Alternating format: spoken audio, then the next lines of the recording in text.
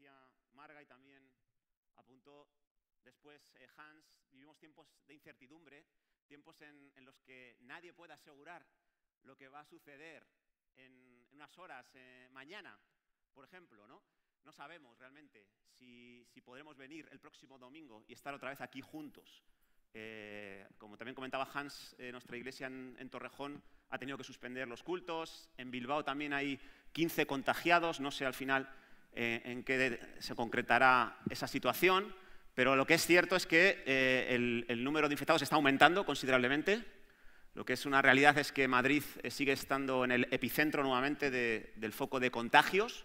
Esas son realidades y mañana pues, se anuncia que puede haber una nueva fase de confinamiento y como digo, no sabemos si tendremos que volver a casa y estar ahí encerrados.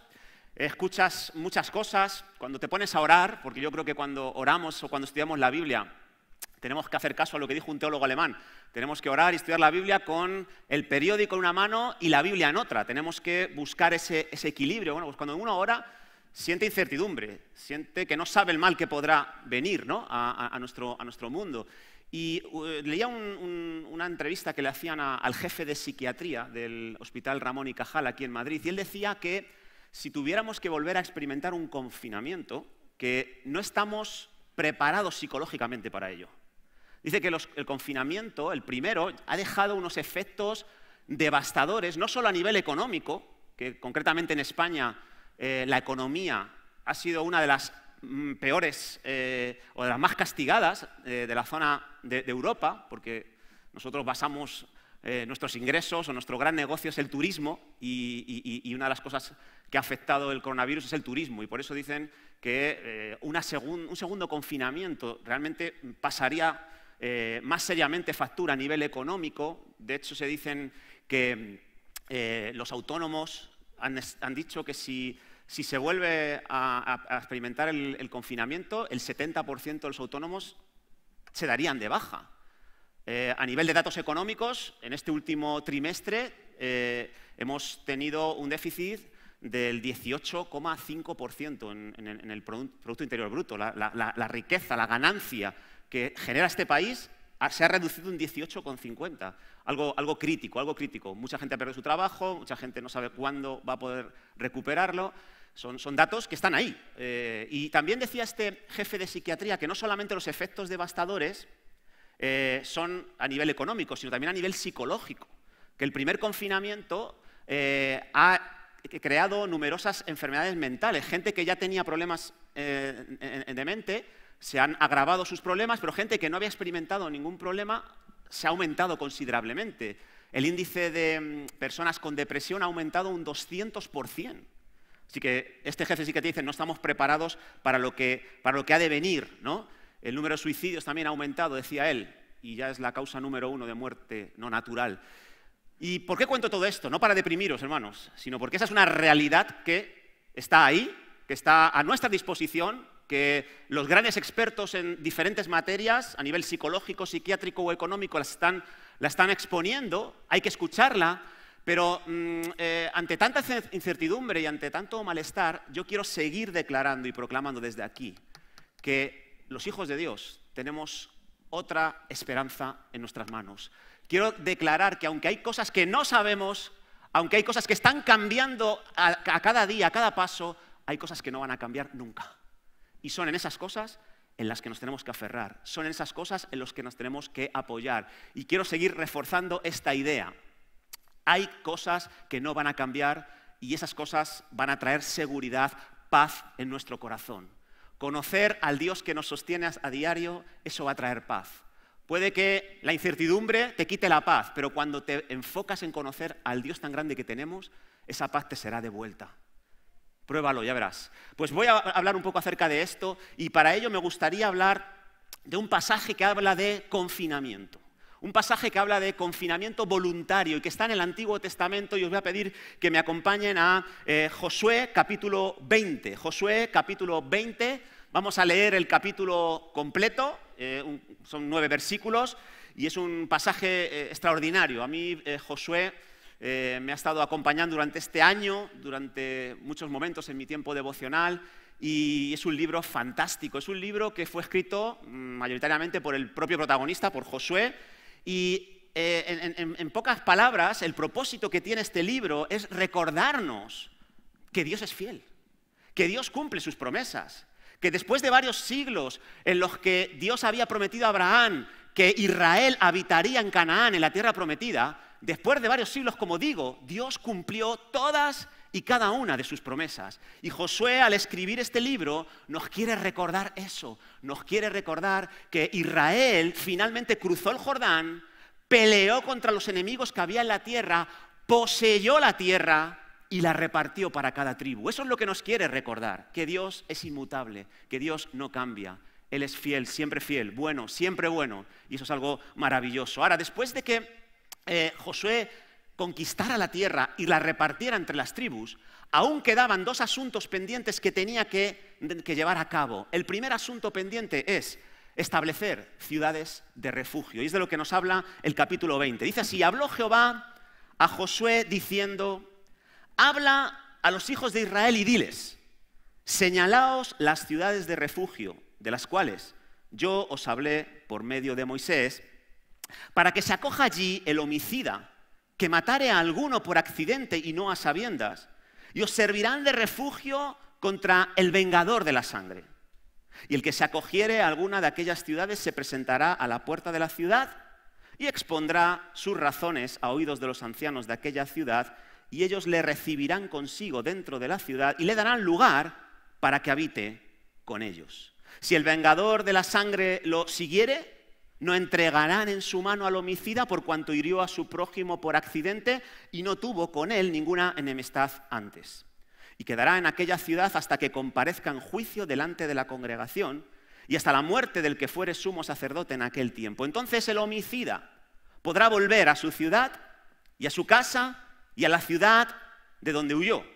Entonces señalaron a Cedes en Galilea, en el monte de Neftalí, Siquem en el monte de Efraín, Kiriat Arba, que es Hebrón, en el monte de Judá, y al otro lado del Jordán, al oriente de Jericó, señalaron a Beser en el desierto, en la llanura de la tribu de Rubén, Ramot en Galaad de la tribu de Gad, y Golán en Basán de la tribu de Manasés.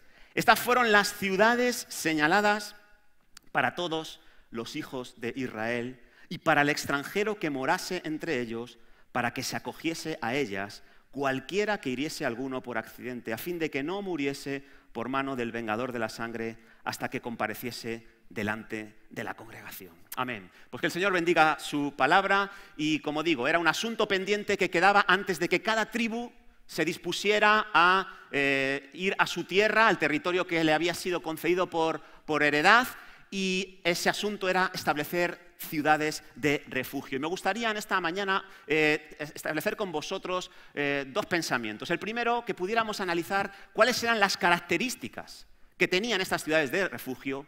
Y en segundo lugar, cuáles son las implicaciones que tienen esas ciudades de refugio para nosotros, para el día de hoy, un tiempo tan incierto como el que hemos estado mencionando al principio. Comencemos por lo primero, las características que tienen las ciudades de refugio que estableció Josué en el Antiguo Testamento. Hay 5 cosas que se dicen aquí, o 5 características, y la primera de ellas es la cantidad de ciudades que tenían que establecer, la cantidad de ciudades que tenían que establecerse en la tierra prometida. Y no lo dice en el pasaje que hemos leído, sino cuando Dios ordenó a Moisés establecer estas ciudades, en Números capítulo 35, versículo 9, 10 y 11, dice que Jehová habló a Moisés diciendo, habla a los hijos de Israel y diles cuando hayáis pasado al otro lado del Jordán, a la tierra de Canaán, os señalaréis ciudades de refugio tendréis, donde huya el homicida que hiriere a alguno de muerte sin intención. Y el versículo 13 dice, de las ciudades, pues,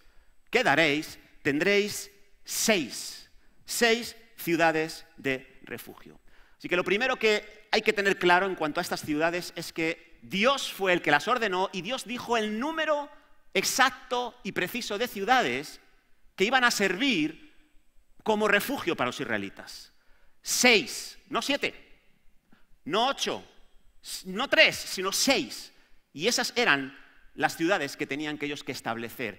Y no cualquier tipo de ciudades, se les dio hasta el nombre a esas ciudades, se dio la latitud geográfica, la ubicación que tenían que tener esas ciudades, y luego veremos ya por qué, pero eso es lo primero que tenemos que entender. Esas ciudades de refugio no fueron improvisadas, no fueron puestas arbitrariamente, estaban ideadas, estipuladas, bien establecidas por Dios, y tenían que ser 6. Si tú ponías más, las que tú establecieras de más no iban a tener el efecto que estas 6 ciudades iban a tener. En segundo lugar, ¿cuál sería el propósito? También nos lo dice Josué capítulo 20. Dice que esas ciudades servirían para que se acogiera allí el homicida que matare por accidente y servirían de refugio contra el vengador de la sangre de la víctima. Así que, ¿para qué servía esta ciudad? Era un lugar de refugio, un lugar de protección para el homicida involuntario, el que mataba por accidente, el que no había premeditado esa muerte con antelación, el que no había tenido ninguna enemistad previa con aquel al que había quitado la vida. Eran esas ciudades un refugio. ¿Y por qué necesitaban un refugio? Porque en la ley, en Génesis capítulo 9, se había dicho, cuando Moisés salió del arca, que el asesino, el que quitara la vida a otra persona, tenía que pagar con su propia sangre. ¿Y quién iba a justiciar al asesino? Los familiares o amigos de la víctima. Entonces, en cuanto alguien fallecía y había sido porque le habían quitado la vida a otra persona, los familiares se levantaban para escoger a un vengador de la sangre y perseguir a ese asesino, a ese homicida, y quitarle la vida, porque sangre con sangre se paga. Y esa era la idea que tenían. Ahora, aquí Dios establece una cláusula y dice, no, a ver, una cosa es el asesino y otra cosa es el homicida. Una cosa es el que comete un asesinato y quita la vida a alguien de forma premeditada, con alevosía, con nocturnidad, con ensañamiento, y otra cosa es lo accidental.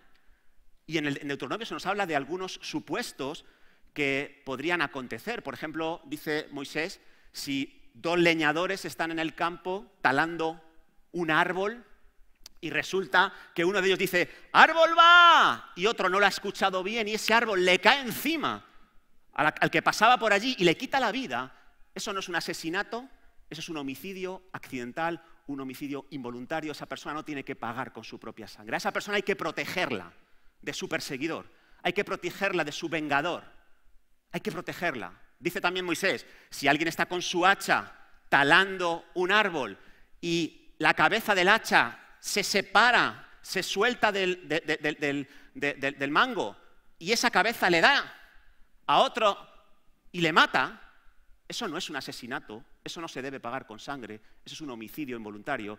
A esa persona hay que protegerla, hay que darle seguridad, hay que cubrirla, hay que darle refugio. Así que lo que está diciendo aquí Josué es que el propósito de estas ciudades era dar refugio, dar protección a este tipo de pecadores involuntarios, pecadores accidentales, y una vez que estas personas se refugiaban en estas ciudades, se les daba legalmente protección, de manera que los vengadores de la sangre no podían matarle, no podían hacerle nada. Tercera cosa que se nos dice de las ciudades de refugio, y tiene que ver con el protocolo de actuación. ¿Qué ha de hacer un homicida involuntario? ¿Qué ha de hacer alguien que ocasiona la muerte a otro sin quererlo? Bueno, pues hay un protocolo, lo hemos leído en el versículo 4, y dice que lo primero que tenía que hacer esa persona era salir corriendo de ese lugar, huir de su población, huir de su casa y dirigirse a la ciudad de refugio más cercana que tuviera. Una vez que llegaba allí, tenía que entrar por la puerta. No podía entrar saltándose el muro de la ciudad, no podía entrar por un portillo, un agujero que hubiera allí, no podía entrar en oculto, tenía que entrar por la puerta, avisar a los líderes de esa ciudad, a los ancianos, y explicarles lo que había sucedido. Argumentar, exponer su situación a estos líderes con toda honestidad. Y les decía, mira, yo estaba en el campo talando y el árbol se movió y cayó encima de una persona y yo no tenía nada contra esta persona, ni siquiera ni le conocía. O sí le conocía, pero era amigo de la infancia, éramos muy unidos, nunca hemos tenido una riña como para que yo quisiera quitarle la vida. Entonces él exponía sus argumentos Y esto me parece muy interesante, hago aquí un paréntesis. Me parece súper interesante que cuando sucede algo que es pecaminoso, algo que es destructivo, cuando tú tienes algún problema y necesitas ayuda, es muy importante ir a las personas adecuadas. Porque a veces buscamos consuelo, buscamos comprensión, buscamos empatía en personas que nos van a dar la razón sin probar lo que estamos diciendo. Y eso es un riesgo, porque te pueden reafirmar en una mentira, te pueden reafirmar en el error. Y déjame decirte algo, eso puede ser muy placentero a corto plazo, muy destructivo a medio y largo plazo. Así que me parece muy interesante cómo la Biblia muestra un protocolo de actuación. Tienes un problema, ve a hablar con las personas maduras, las personas de liderazgo, las personas que están conectadas a Dios, las personas que van a ser imparciales en tu tema, las personas que van a tratar de averiguar cuál es la mejor solución para ti, no las personas que simplemente te dan una palmada en la mano, ¿no? Y también hay algo que yo aprendo de este pasaje, y es que las personas que escuchamos a otros no podemos quedarnos con lo que nos dicen estas personas como si fuera la verdad en mayúsculas. ¿No te imaginas las veces que nosotros nos autoengañamos? ¿No te imaginas las veces que observamos algo, nos parece real, nos parece que la forma en la que hemos procesado esa situación, esa circunstancia es la correcta y estamos absolutamente condicionados por nuestra humanidad? Y cuando exponemos, oye, esta es la verdad, resulta que no es tan verdad como tú te creías. Por eso es importante que todos los que trabajan en consejería, en liderazgo, todos los que prestan sus oídos a otras personas, necesitan reproducir lo que aquí se dice. Los ancianos escuchaban al homicidio involuntario y decían, vale, quédate en la ciudad, que nosotros vamos a investigar. Nosotros vamos a ir a la parte que ha sido dañada, a la parte damnificada, y vamos a escuchar también su versión de los hechos. Vamos a hacer una investigación a fondo, antes del juicio, antes de que se determine si eres inocente o culpable. Y esto es algo que me parece muy importante, hermanos. Prestemos oídos a otros, pero siempre cotejemos la información. Asegurémonos de que la persona que tenemos delante nos está diciendo toda la verdad y nada más que la verdad. Y eso solo se puede asegurar uno con discernimiento espiritual, pidiendo al Espíritu Santo que nos ayude a descubrir el error o la mentira que nos quieran estar colando. Pero en segundo lugar también ve a las fuentes, ve a la otra parte implicada, ¿no? Cuando, por ejemplo, si estás trabajando con un matrimonio y te viene el marido diciendo, mi mujer es una lagarta, mi mujer es un diablo, ¿no? Porque me hace esto. Ay, pobrecito, pues claro que sí, pues mira, es que tú lo que estás aguantando, tú eres, vamos. Y de pronto luego hablas con la mujer y te cuenta todo lo opuesto, todo lo contrario.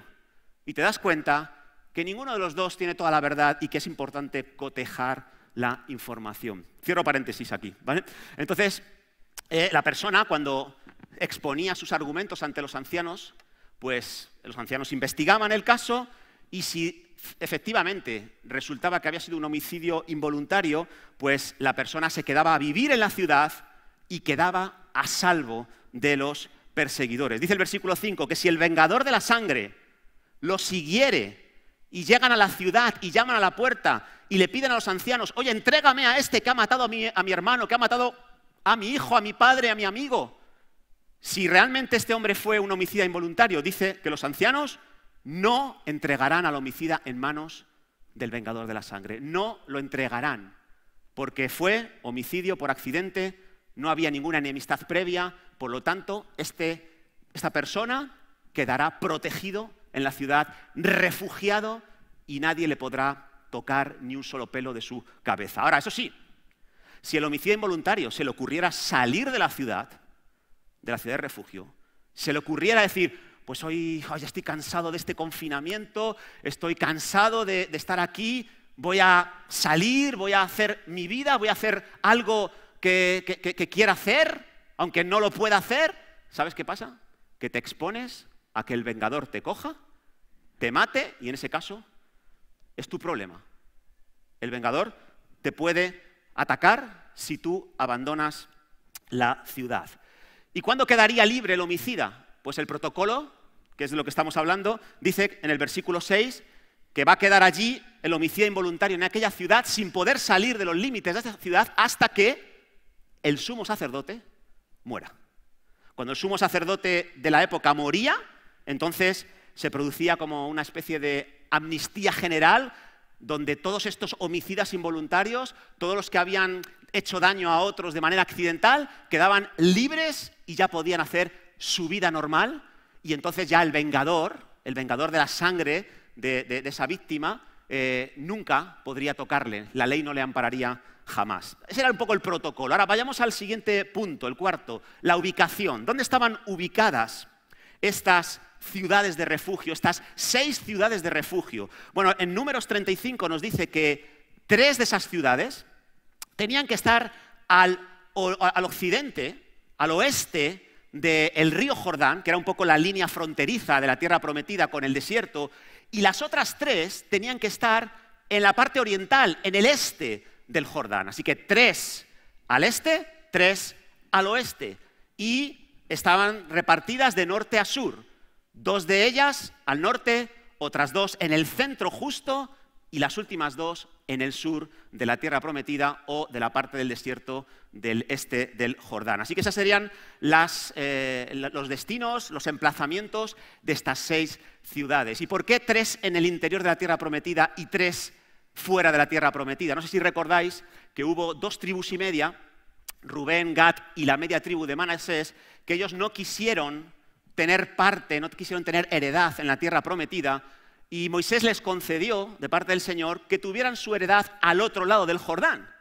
Y aunque eso fue una torpeza enorme, fue una locura, fue algo que decidieron ellos por su propia cuenta y riesgo, y de lo cual se arrepentirían en el futuro, por no seguir los planes de Dios para su vida, sino tener sus propios planes, aunque fue una locura y un error, como digo, Dios aún así quiso darles la gracia de tener 3 ciudades de refugio en ese territorio, para que vivieran en protección y en seguridad aquellos homicidas involuntarios.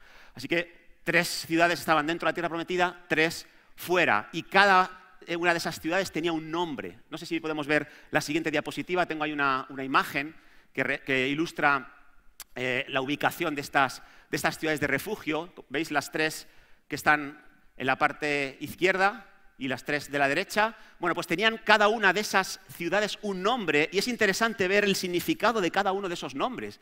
No es arbitrario tampoco el nombre. El nombre tiene un simbolismo. El nombre nos comunica lo que esas ciudades de refugio podían producir en aquellos que vivían en el interior de sus muros. Por ejemplo, la primera ciudad que está dentro de la tierra prometida es la ciudad llamada Cedes, y Cedes en hebreo significa santidad.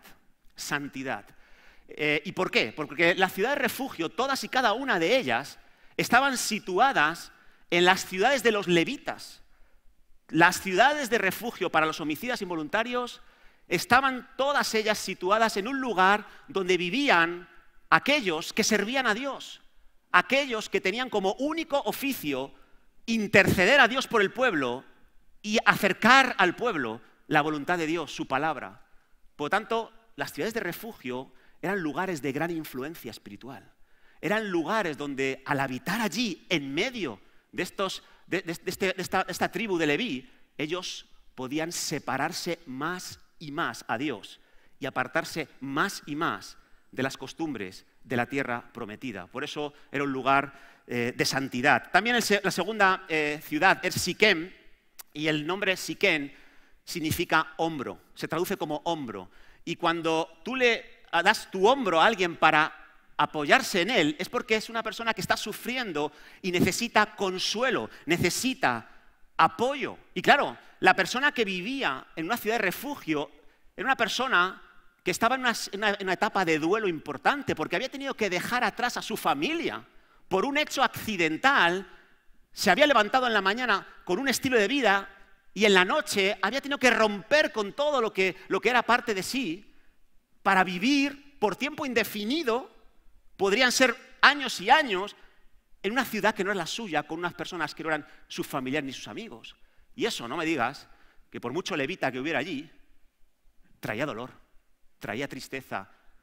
Y en esa ciudad se le daba no solo protección y refugio, sino un hombro donde apoyarte, un consuelo que tú ibas a necesitar. La siguiente es Hebrón. Hebrón significa amigo o compañero, Y esa soledad que tú experimentarías durante ciertos años en esa ciudad de refugio podría ser sustituida por gente que se convirtiera en tu círculo íntimo de amistad.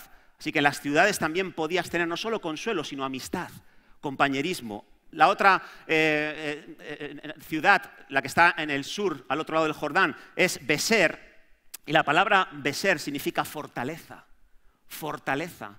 Otra de las cosas que tú encontrabas en esa ciudad de refugio, encontrabas la capacidad de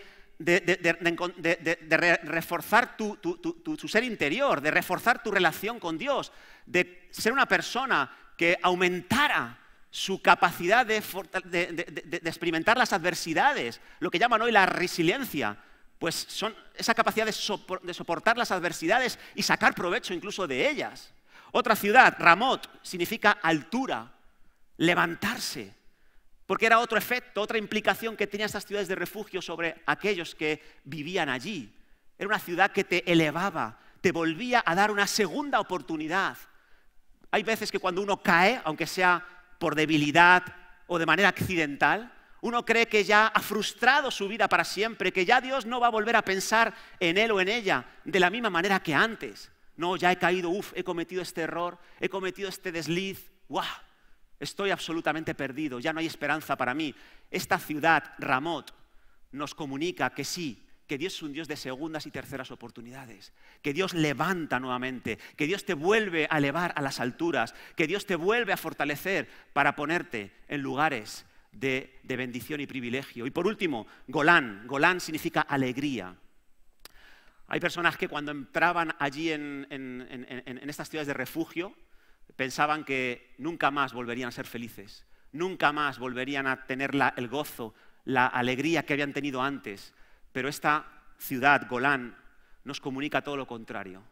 Da igual dónde hayas caído, da igual dónde hayas metido el pie, Dios siempre tiene una segunda oportunidad para volver a darnos la alegría, el gozo de ser librados. Así que esos eran un poco los nombres de las ciudades, los significados que tenían. Y déjame decirte algo acerca de la ubicación también de las ciudades, algo más. Y es que la mayoría de las ciudades estaban en montes, por lo tanto estaban en lugares visibles.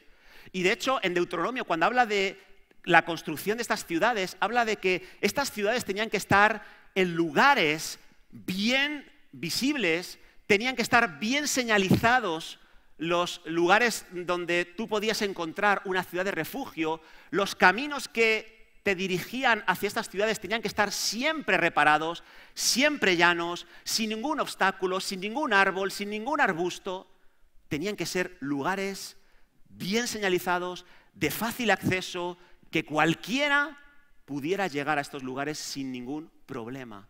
Y esto nos habla del corazón de Dios, cómo Dios quería proteger, dar seguridad, dar refugio, devolver la alegría a aquellos que habían caído. Y por eso Él encarga que estas ciudades tuvieran esas características. Ninguna ciudad estaba lo suficientemente lejos de ningún punto donde habitaban el pueblo de Israel como para no encontrar la ciudad de refugio. Siempre podías llegar a ella con absoluta facilidad. Y por último, déjame decirte la última característica que tienen estas ciudades. Y tiene que ver con los beneficiarios. ¿Quiénes se beneficiaban de la protección, de la seguridad, de los beneficios que tenían estas ciudades establecidas por Dios? Pues dice el pasaje que hemos leído en el versículo 9 que eran para todos los hijos de Israel, pero también para los extranjeros que habitasen en esos lugares. Por lo tanto, este refugio, esta protección que te aportaban estas ciudades eran para el pueblo de Israel, pero también para los que eran de una cultura diferente, de una raza diferente, de una educación familiar diferente. Eran para todos. Este tipo de justicia que Dios quería traer para la humanidad era para todos, no solo para unos escogidos determinados, no solo para algún tipo de persona con unas capacidades espirituales extraordinarias, para todos, sin excepción.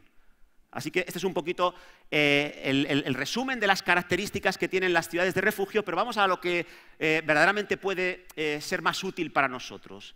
¿Cuáles son las implicaciones que tienen estas ciudades de refugio para nosotros? ¿Qué podemos aprender de estas ciudades de refugio? Déjame decirte 3 cosas. En primer lugar, las ciudades de refugio en realidad son una imagen de lo que es Jesús para nosotros. Jesús es nuestra ciudad de refugio y cumple a la perfección cada y una de estas características que hemos estado analizando anteriormente. Fíjate, por ejemplo, cuando hablamos de Jesús como refugio, ¿no? Y hablamos de las ciudades de refugio como un invento de Dios, y hablamos de que Dios estableció 6, y solo esas 6, con esos nombres, con esas ubicaciones, del mismo modo, Jesús como ciudad de refugio fue establecida por el Padre y fue el único lugar de refugio y seguridad para la humanidad. Hay gente que dice, no, hombre, yo creo que Jesús es una persona eminente y es alguien en el que te puedes apoyar en momentos difíciles como el que estamos viviendo en España. No está mal, es evidente que sus enseñanzas fueron revolucionarias, su testimonio no fue malo. Entonces, si tú te aferras a Jesús, pues no pasa nada. Pero dicen a continuación, pero si te aferras, por ejemplo, a otra persona o a otras ideas o a otra forma de concebir la vida, pues también puedes encontrar protección, refugio y seguridad, la misma seguridad que te aportaban las ciudades de refugio en el Antiguo Testamento. Y eso es lo que opina mucha gente. Hoy en día aquí en España, por ejemplo, y en Europa, hay muchos gurús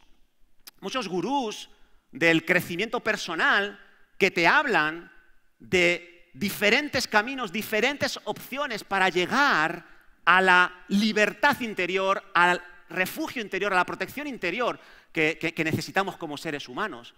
Uno de estos agitadores de conciencias que yo he escuchado últimamente es español, muy conocido, y él contaba una experiencia de que, hablando con su hijo sobre el tema Dios, su hijo le hizo un par de preguntas relacionadas con el Dios de la Biblia.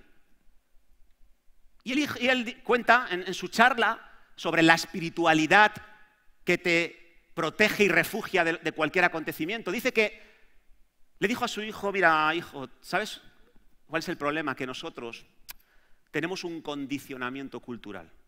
Tú estás viendo a Dios desde una cosmovisión muy concreta, la cristiana. ¿Por qué? Porque vives aquí en España, y en España pues eso es un país eminentemente cristiano, católico, y claro, pues tú has crecido con ese condicionamiento y por eso tu idea de Dios es la idea de la Biblia. Pero eso no necesariamente tiene que ser correcto. Si tú vas a otras culturas, decía él, pues tu cosmovisión es distinta e igualmente válida. Así que, ciudad de refugio Jesús, bueno, para los españoles puede ser una buena muleta, puede ser algo a lo que aferrarse, pero en otros países, si tú vas a otros países, dice él, no necesariamente Jesús es la ciudad de refugio para ellos, es otro nombre u otra teoría u otra filosofía. Y suena muy bien, hermanos, suena muy bien. Pero yo que he tenido la posibilidad de visitar varios continentes, yo me he dado cuenta que el cristianismo no es una cosmovisión española únicamente. No es una cosmovisión ni siquiera europea. El cristianismo es una cosmovisión válida, fiable en África, en Asia, en América, en Europa, y no he ido a Oceanía, pero seguro que algún pingüino le ora a Jesús, seguro. ¿Cómo nos hacen creer que Jesús es alguien eminente, pero no preeminente? Que Jesús es un camino, pero no es el camino. Que Jesús es una verdad, pero no es la verdad. Pues eso es algo que se comunica a diario, y si nosotros nos dejamos seducir por este tipo de filosofías vanas y huecas, ¿sabes qué? No vamos a encontrar el refugio, la seguridad y la protección de la que habla la Biblia y de la que nos muestra en el Antiguo Testamento. Tenemos que ser absolutamente firmes con esta situación. En el Antiguo Testamento eran 6 ciudades y ni una más y ni una menos. En el Nuevo Testamento Jesucristo es la ciudad de refugio y nada más. Nada más. Y tiene un propósito esta ciudad de refugio, que es Jesús. Y es, pues eso, dar seguridad, dar protección, dar refugio, no solo al que mata accidentalmente, no solo al que ha cometido un error sin darse cuenta, sino también para el que ha pecado deliberadamente. Esa es una diferencia entre las ciudades de refugio del Antiguo Testamento y nuestra ciudad de refugio, que es Jesús. Él no solamente viene a salvar, a liberar, a restaurar una vida que cometió un error o hizo un daño en debilidad sin darse cuenta, sino todo lo contrario. El pecador más asombroso, el que más daño ha hecho, si realmente entra por la puerta, acepta las condiciones de Dios, él también puede encontrar protección, refugio y seguridad antes del juicio. Y eso es algo que también me parece interesante. Todos, la humanidad, estamos siendo perseguidos por algo. Estamos siendo perseguidos por vengadores de nuestros actos. ¿Sabes cuál es uno de los perseguidores más letales, más nocivos para nosotros? Nuestra conciencia. La conciencia muchas veces puede acusarnos hasta tal punto que nos haga enfermar mental, emocionalmente. La conciencia puede ser uno de los perseguidores más letales, como digo, que podemos tener nosotros. La conciencia que está manchada, que no ha sido regenerada, puede crearnos un montón de inestabilidad emocional, dudas, temores, miedos, inseguridades, depresión, como la que hablábamos antes, preocupaciones excesivas. ¿Y sabes algo? Si tú en esos momentos en los que tienes la conciencia que te acusa, esa conciencia que te martiriza, tú puedes ir corriendo a los brazos de Jesús y puedes encontrar, puedes exponerle lo que te pasa, puedes exponerle lo que sientes, lo que estás sufriendo. ¿Y sabes algo? Vas a encontrar refugio en Él. Dice la palabra en el Salmo 32:7, tú eres mi refugio, me guardarás de la angustia, con cánticos de liberación me rodearás. Tú eres mi refugio, dice la palabra. Y en el Isaías 32:2, que está hablando de Jesús también, dice, y será aquel varón como escondedero contra el viento, como refugio contra el turbión, como arroyos de aguas en tierra de sequedad, como sombra de gran peñasco en tierra calurosa. Jesús es mi ciudad de refugio, no solo contra la conciencia que me acusa, sino también contra esa naturaleza que hay en nosotros que es indomable, que es incontrolable, esa naturaleza que nos falla a diario, esa naturaleza que se levanta con orgullo, queriéndonos hacer ver que somos superiores a todo y a todos lo que nos rodea. Esa naturaleza que muchas veces nos lleva al desánimo, al desaliento, sin saber por qué. Pero es una naturaleza caída, una naturaleza que siempre te va a arrastrar lejos de Dios. ¿Sabes? Cuando tú experimentas esa debilidad en ti, tú puedes correr, puedes seguir el protocolo bendito de ir a Jesús, de abrir tu corazón a Él y decirle, Señor, heme aquí, y Él será tu refugio en medio de esa angustia. Incluso los cristianos que tenemos otro vengador de la sangre, otro perseguidor que quiere amargarnos la vida, el diablo. El diablo se confabula con todos sus ejércitos celestiales y no lo pone fácil en el día a día. Nos ataca de diferentes maneras. En esos momentos, Jesús es nuestra ciudad de refugio también. Y podemos escondernos en Él. Podemos escondernos en Él y obtener la seguridad y la protección que no tendríamos de otra manera. Jesús es nuestro refugio de todo lo que nos pase aquí y también de lo que nos tenga que pasar en el más allá.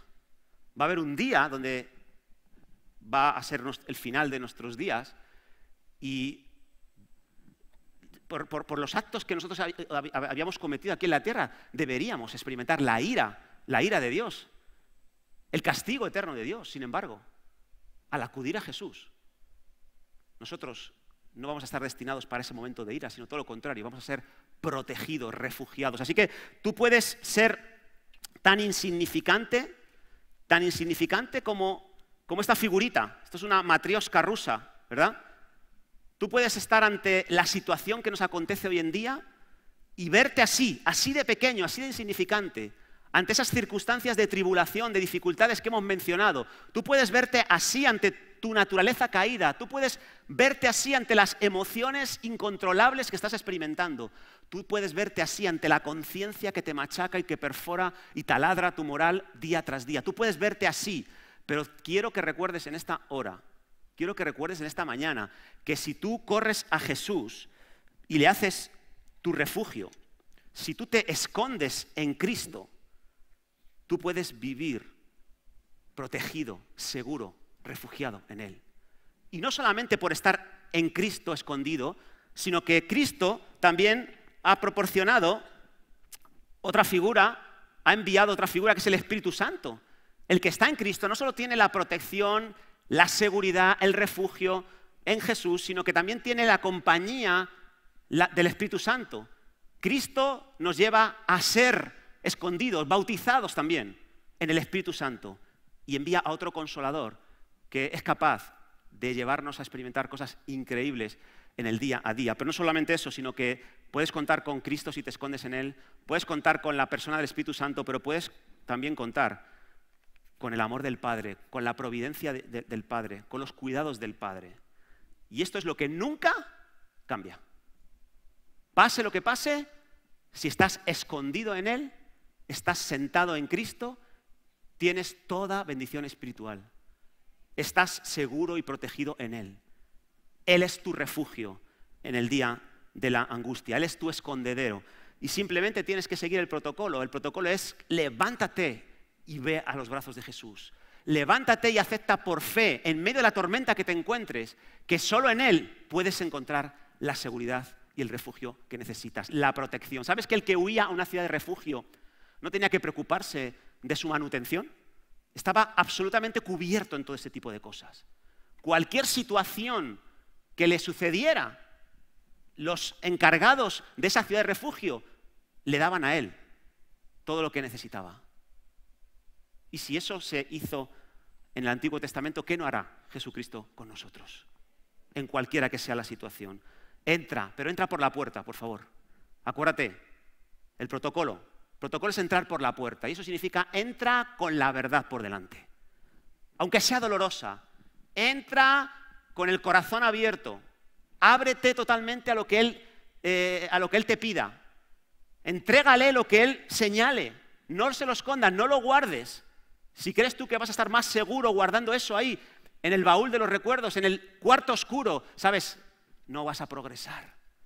Y muchas veces, cuando no parece funcionarnos las promesas de Dios, no es porque Dios no sea fiel. Es porque nosotros no estamos cumpliendo alguna de las condiciones muchas veces. Porque hay partes de las cláusulas de esas promesas que están pasando desapercibidas para nosotros. Ábrele tu corazón a Él. Deja que trate con lo que tenga que tratar. No le escondas nada. Hay gente que se acerca a Jesús simplemente porque le aprieta el zapato.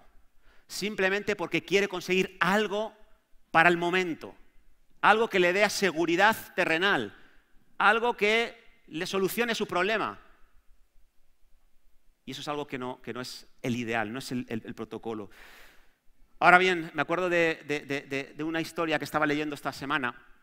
No sé cuántos habéis leído algo acerca de Corrie ten Boom. ¿Os suena Corrie ten Boom? Es una cristiana holandesa, escritora, activista de los derechos de los seres humanos.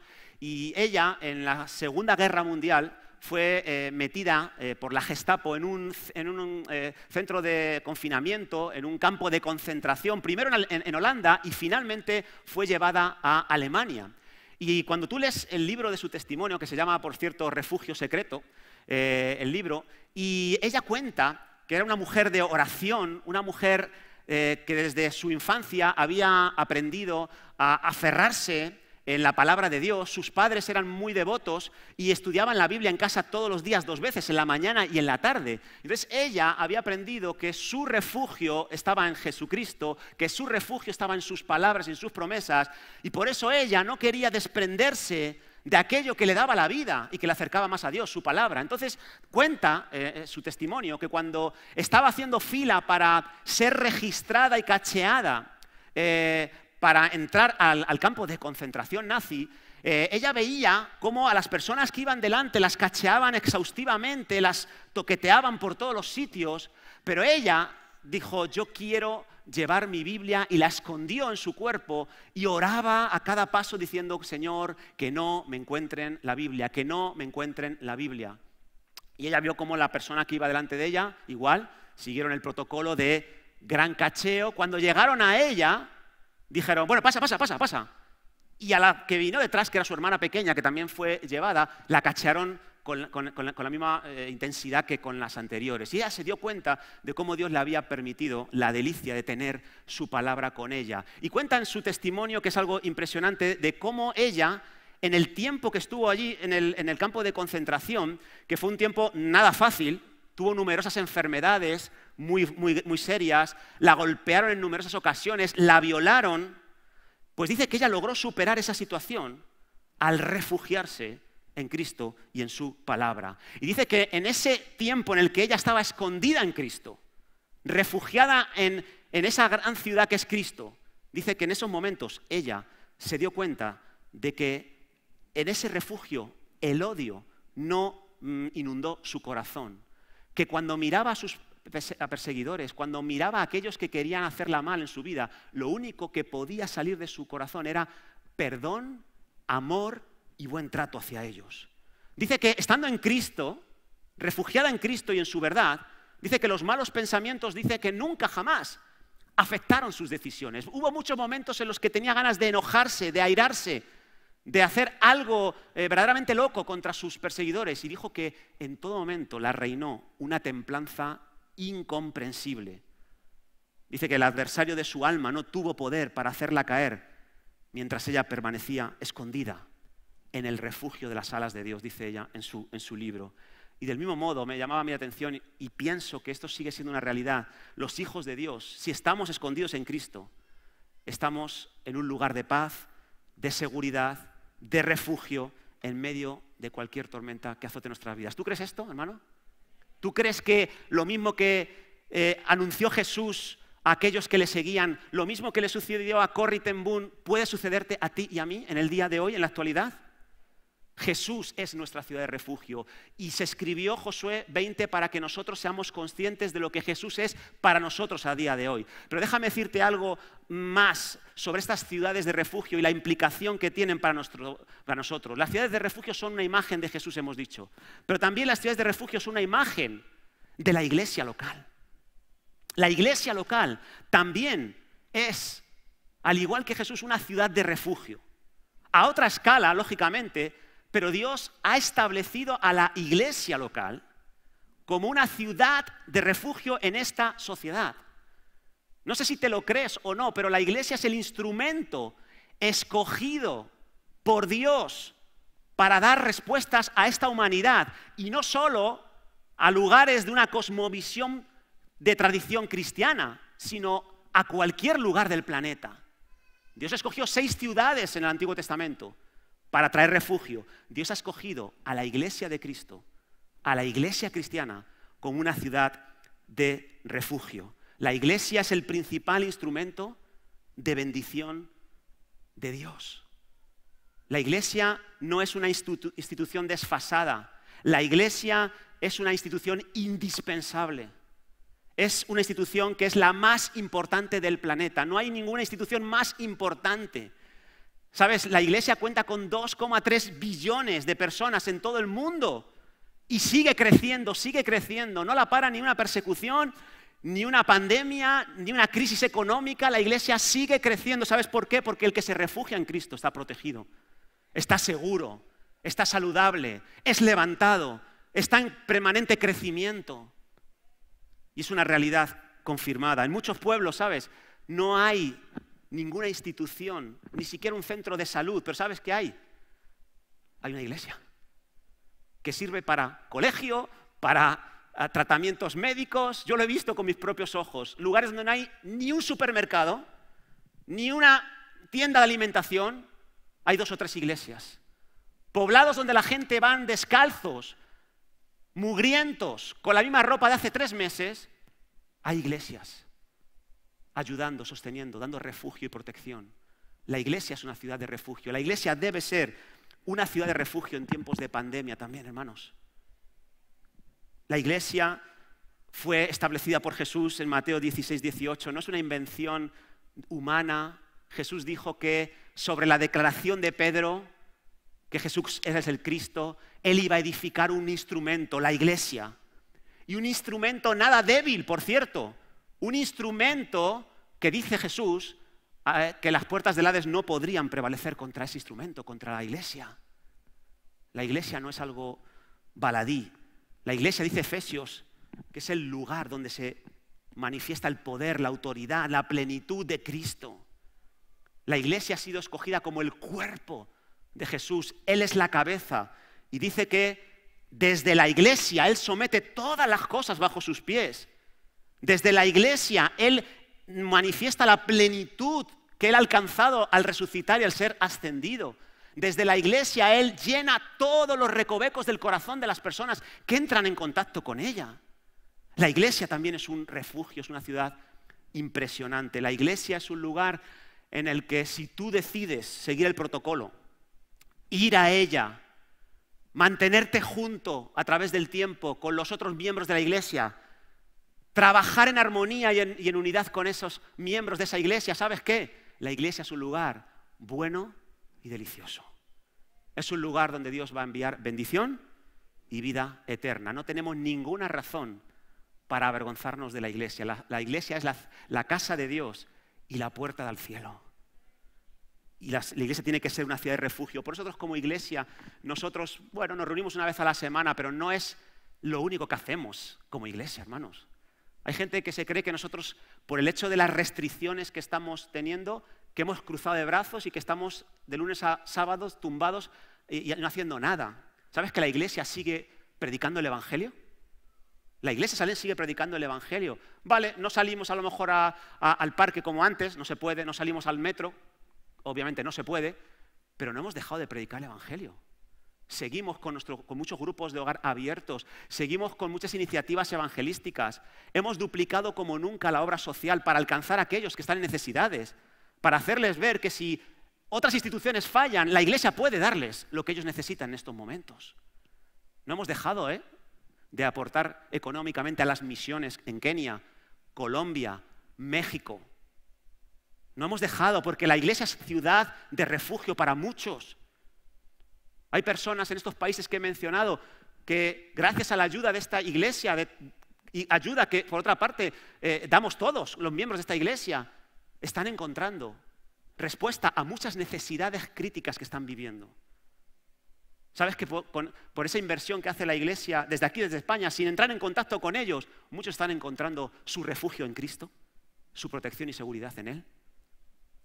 Jesús es la ciudad refugio por antonomasia, pero la iglesia también es ciudad de refugio. Pero déjame decirte algo, tú también como creyente, como individuo, eres ciudad de refugio. No lo olvides esto, en este tiempo, pase lo que pase, tú eres ciudad de refugio también. A otra escala, con otra capacidad para influenciar a los que están a tu alrededor, pero tú que has sido refugiado en Cristo, tú que recibes la bendición y vida eterna de la ciudad de refugio que es la iglesia, tú también tienes que, como individuo, ser una ciudad de refugio para otras personas. ¿Para quiénes? Bueno, en primer lugar, para los que están en tu casa. Tú tienes que ser un lugar de seguridad, de protección para tu esposo, para tu esposa, para tus hijos, para tus padres. Tú como creyente estás llamado a ser ciudad de refugio. Me encanta la historia de los padres de Moisés. Dice que por la fe, cuando Moisés nació, fue escondido por sus padres. Los padres de Moisés fueron ciudad de refugio para este niñito que acaba de nacer, para Moisés. Porque observaron que ese niño, dice, era hermoso. ¿Sabe lo que significa eso? Era hermoso. Que ese niño tenía un valor incalculable para Dios. Vieron que ese niño les había sido entregado y tenían que hacer algo decisivo con la vida de ese niño. Y por eso lo escondieron, por eso no temieron el decreto del rey, por eso le refugiaron y arriesgaron su vida hasta que no pudieron más. Y hay muchas personas que hoy están bajando los brazos ante sus propios hijos, ante su propio esposo, ante su propia esposa. Están bajando los brazos y están siendo una ciudad sin muros, sin protección alguna, sin refugio alguno para los que viven en su propio hogar. Han dejado de orar por sus hijos, han dejado de orar por sus esposos y por sus esposas. Han dejado de proveer el punto de vista de Dios para ellos. Los han dejado sin protección y están buscando protección y refugio en otros lugares que les están dañando enormemente. Nosotros somos ciudad de refugio para nuestros hijos. No solo a nivel espiritual, sino a nivel emocional. Padre, madre, cuando tú abrazas a tu hijo, cuando le besas, cuando le afirmas, cuando le dices las cosas que hace bien, cuando le dices estoy orgulloso de ti, ¿sabes lo que estás siendo para él? Una ciudad de refugio. Estás nutriendo su alma, estás impidiendo que vaya a suplir sus necesidades emocionales en un lugar que no es conveniente. Estás alejando a sus perseguidores, sus vengadores, sus verdugos. Los estás alejando de ellos. Simplemente con un pequeño acto de contacto físico, de afirmación positiva con ellos. No lo olvides, tú eres ciudad de refugio para tu familia. Tú tienes la responsabilidad de protegerle de sus perseguidores, de todas las cosas. Y si son adolescentes, prepárate, que los perseguidores que vienen a su vida son tremendos, ¿eh? Si estás en esa etapa de la vida, te das cuenta de cuántas cosas están en la mente y en el alma de nuestros hijos y tú tienes que saber ver, intentar atajar, ayudarles a procesar, a comprender. Y si no lo haces tú, ¿quién lo va a hacer? Somos ciudad de refugio como creyentes, pero no solo para nuestra familia, sino también para otras personas. No hemos sido llamados simplemente a proteger lo nuestro, porque eso puede llegar a ser hasta fácil. Son mis hijos, son mi mujer, mi marido, entregado en cuerpo y alma a la causa. Eso puede ser hasta fácil. Pero ¿sabes algo? Tú estás llamado a proteger, a dar refugio, a dar seguridad, a afirmar, a levantar, a desafiar a la santidad a personas que están a tu alrededor. Tú eres una especie de, no sé si conocéis la historia esta de Lucas capítulo 5, seguro que sí, de ese paralítico que estaba postrado en una camilla y que fue sanado. ¿Sabes por qué fue sanado? No porque él fuera por sí mismo a encontrarse con Jesús, sino porque hubo un grupo de amigos que le cargaron a cuestas, le cargaron en la camilla. Y aun cuando la casa donde estaba Jesús predicando estaba absolutamente abarrotada y no había ninguna entrada más de acceso, ellos hicieron un boquete en el techo y le colgaron. ¿Sabes por qué fue sanado este hombre? Por la fe de ellos, dice la Biblia. Por la fe de un grupo de amigos que decidieron ser ciudad de refugio para este paralítico. No hemos sido llamados a ser ciudad de refugio para todos, pero hay gente que está aquí que yo soy responsable de ser ciudad de refugio para ellos.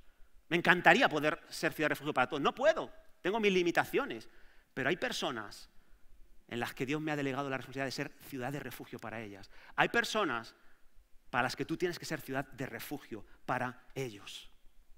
¿Estás convencido de eso, sí o no? ¿Seguro? ¿O estás buscando tu ciudad de refugio para que te protejan, te den seguridad y te rescaten?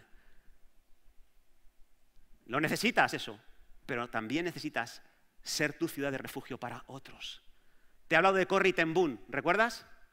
Corrie ten Boom fue llevada a un campo de concentración, pero ¿sabes por qué fue ella, todos sus hermanos y su propio padre? ¿Sabes por qué fueron ellos llevados a un campo de concentración nazi? ¿Sabes por qué?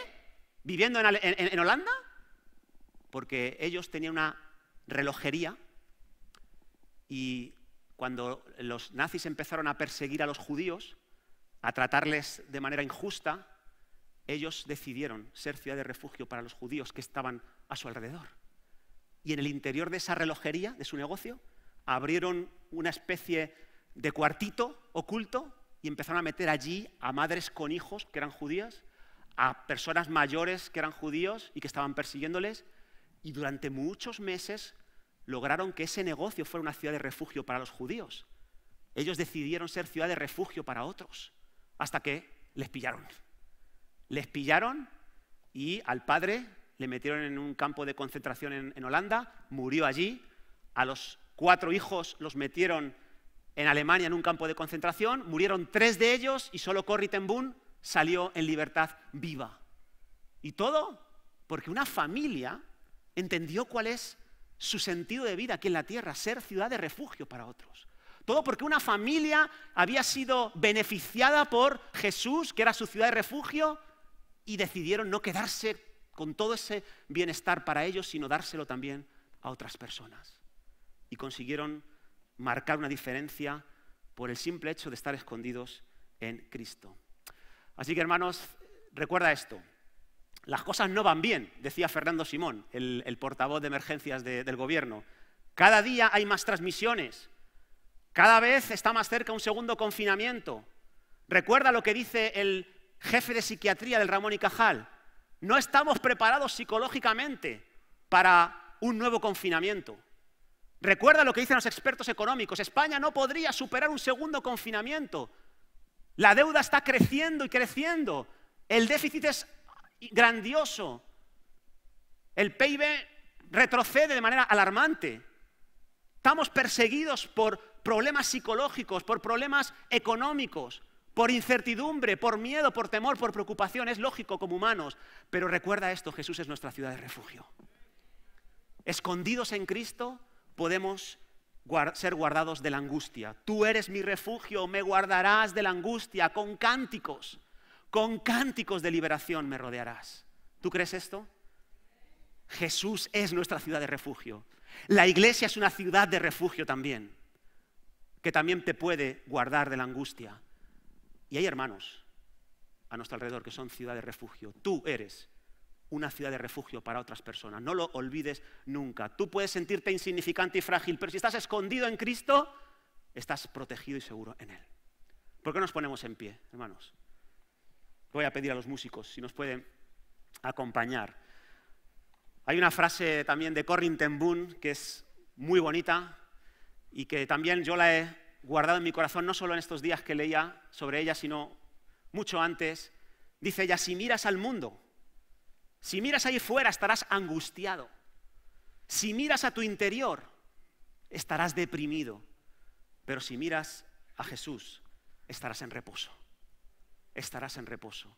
Estarás seguro, estarás protegido. ¿Por qué no cerramos un momento nuestros ojos? Intentamos centrarnos y enfocarnos en esto que hemos estado escuchando.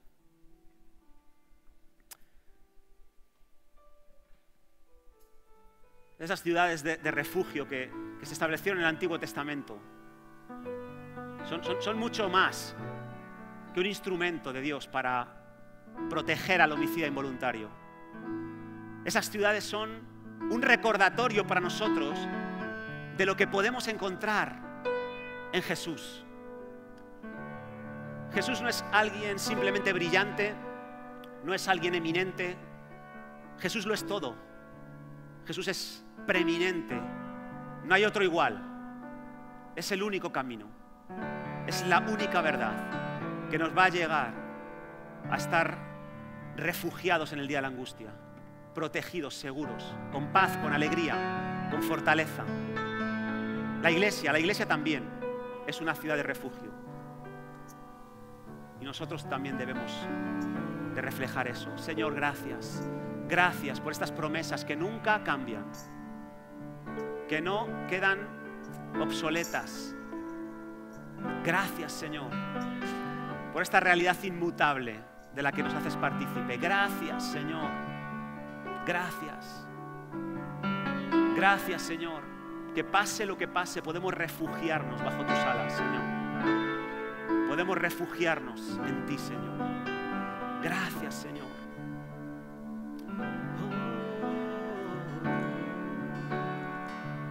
Dulce refugio, Señor. Gracias, Jesús.